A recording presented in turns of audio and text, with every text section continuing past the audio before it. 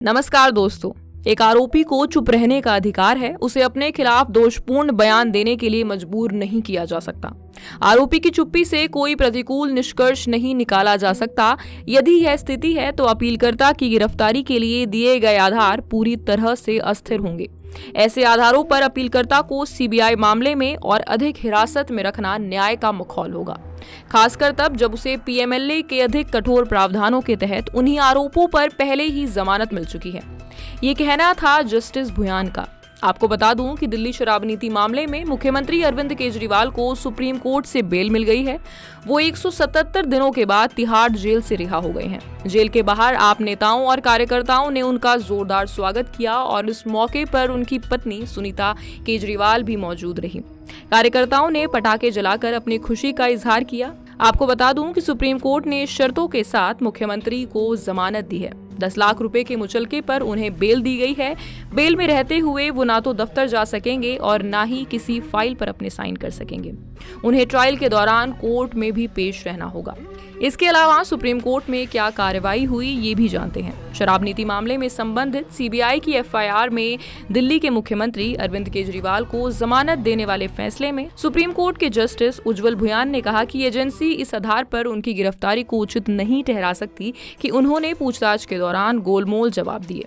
प्रतिवादी निश्चित रूप से गलत है जब वह कहता है कि क्योंकि अपीलकर्ता अपने उत्तर में टालमटोल कर रहा था, क्योंकि वह जांच में सहयोग नहीं कर रहा था, इसलिए उसे सही तरीके से गिरफ्तार किया गया।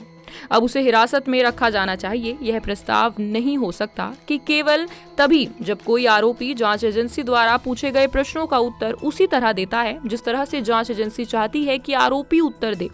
इसका मतलब यह होगा कि आरोपी जांच में सहयोग नहीं कर रहा। ये गलत है।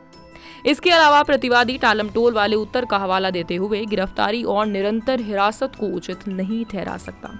इसके बाद जस्टिस भुयान ने संविधान के अनुच्छेद 20(3) का हवाला देते हुए कहा कि हमें भारत के इस अनुच्छेद के तहत इस प्रमुख सिद्धांत को नहीं भूलना चाहिए कि किसी अपराध के आरोपी व्यक्ति को अपने खिलाफ गवाह बनने के लिए मजबूर नहीं किया जा सकता।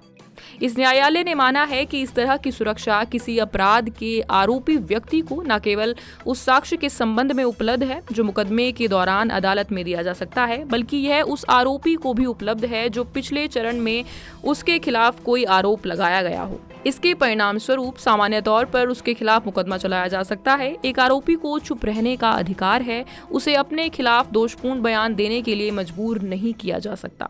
सुनवाई पूरी होते होते न्यायमूर्ति भुयान ने मामले में सीबीआई के आचरण पर अपनी नाराजगी व्यक्त की। उन्होंने कहा कि सीबीआई जैसी प्रमुख जांच एजेंसी को जांच की निष्पक्षता पर किसी भी संदेह को दूर करने के लिए हर संभव प्रयास करना चाहिए था, या यह कि गिरफ्तारी पक्षपातपूर्ण थी और अत्याचारी तरीके से की गई थी। उन्होंने याद दिलाया कि न्यायालय ने पहले भी सीबीआई की निंदा की थी। इसकी तुलना पिंजरे में बंद तोते से की थी। उन्होंने कहा कि सीबीआई को उस धारणा को दूर करना चाहिए और उसे बिना पिंजरे के तोते के रूप में देखा जाना चाहिए।